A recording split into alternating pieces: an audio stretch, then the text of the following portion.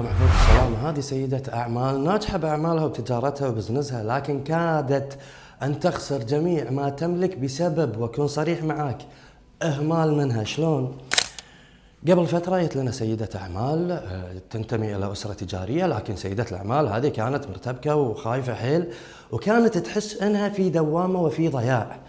شنو الموضوع؟ الموضوع هذه دخلت شراكة مع أحد الأشخاص في مشروع، وهذا المشروع حصل نجاح كبير وصيت انتشر في جميع دول الخليج العربي. لكن للأسف الشديد سيدة الأعمال هذه ككونها فتحت أكثر من مشروع، فظنت بأنها ملمة بالجوانب القانونية والحسابية وما إلى ذلك. المشروع اللي دخلته هذا ما كانت تدري أن في بند من بين البنود شي ينص عليه. هذا البند ينص على أن الشريك الآخر اللي هو شريكها للحق في شراء حصة شريكه بسعر هو يحدده في أي وقت شاء بدون الرجوع وبدون موافقة شريكه.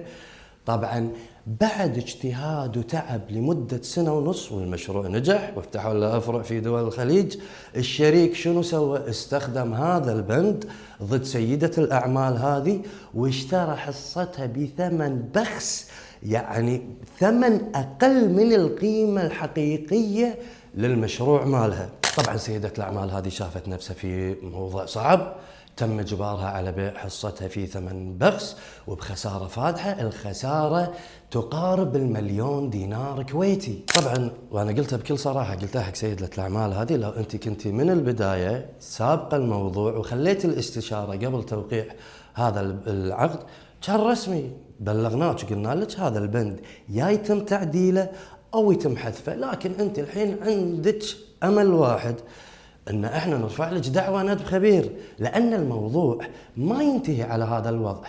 القانون يعطي الحق برفع دعوى ندب خبير ومقيم للمشروع، ويطلب من المحكمة تكليف خبير مستقل ومحايد لتقييم المشروع بقيمته الحقيقية، وبناء على تقييم الخبير تلزم المحكمة الشريك بدفع المبلغ العادل لشريكه.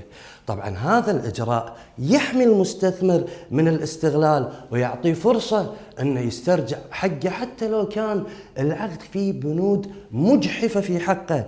لكن النقطة الأهم والجوهرية بهذا الموضوع، عالم التجارة العقد هو سلاحك الأول، فلا تسمح لبند صغير يخرب مستقبلك ويخليك تدش بمعمعة القضايا والجلسات على ما تحصل حقك. استشير المحامي قبل لا توقع على أي عقد.